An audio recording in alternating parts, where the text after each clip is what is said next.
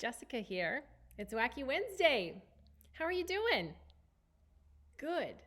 Great. Isn't that what everybody always says? I'm good.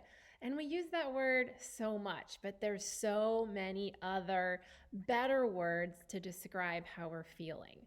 And there's a lot going on in the world right now, and we're all in really close quarters and having to see a lot of each other.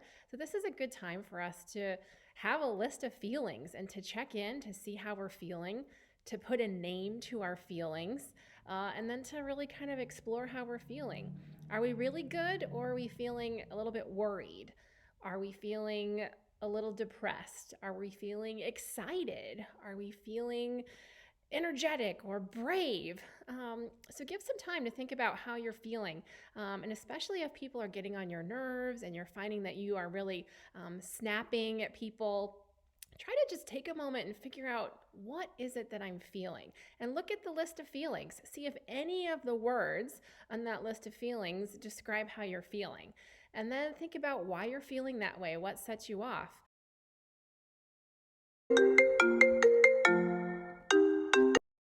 Hey, Hi. I was wondering when you thought you were coming home, as it affects what I may make for dinner. when I finish this video that I'm in the middle of recording. Okay. So, do you think 5, 5:30, 6? Let's aim for 5:30. Okay, sounds good. All right, bye. This is a really good time to have a list of feelings. And periodically look through that list and see if you can find a word to describe what you're feeling. Maybe you're in a really good mood. Maybe you're feeling elated or blissful or joyful. Or maybe you're feeling kind of sluggish. You're really having trouble with your energy. Maybe you're feeling lethargic.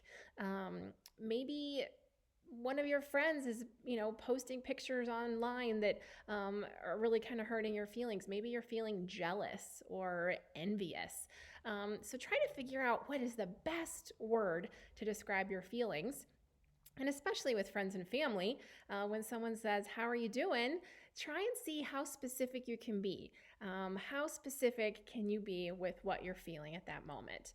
And then there's all kinds of great things that you can do to manage your emotions, especially the ones that don't feel so good. I know that everybody always says, take a breath, take a few deep breaths. And I am the first to admit that I'm always like, I don't have time for a breath, or breathing isn't going to solve this problem, breathing isn't going to make it better. But I can promise you that breathing really does help. So, taking some time to just really slow everything down and taking in a really deep breath and filling up your lungs with a deep breath and then slowly exhaling. So, sometimes I like to take a deep breath in and kind of hold it for just a second and then see how slowly I can release that breath. And I can kind of feel all the muscles in my body relaxing, and everything just kind of starts to settle down. And so, if you can take several really good deep breaths, it really does kind of reset things. And you know what else is good for breathing? Bubbles. So, if you have any bubbles, going outside and practice blowing bubbles, it really gets you breathing and focusing on breathing, but in a really fun way. You can also take your favorite stuffed animal, and when you're laying in bed, you can put your stuffed animal on your belly, and you can take a deep breath and see how far up in the air you can push that stuffed animal with your belly. And then when you exhale, see how far down your belly can go. So you can really use that stuffed animal, see how high you can push them up and how low they can go down just by breathing. That's a really good way to focus on your breathing too. And then taking a walk, even if it's a really short walk. A lot of us are stuck at home, but if you have any way to go in your backyard or walk around the block, just taking a little time to breathe, get some fresh air, it really does help clear your mind. And then, what is your favorite thing to do? Maybe a cup of hot cocoa is exactly what you need, or maybe a nice bubble bath. Or maybe just taking some time to write down what you're feeling and why you're feeling that way.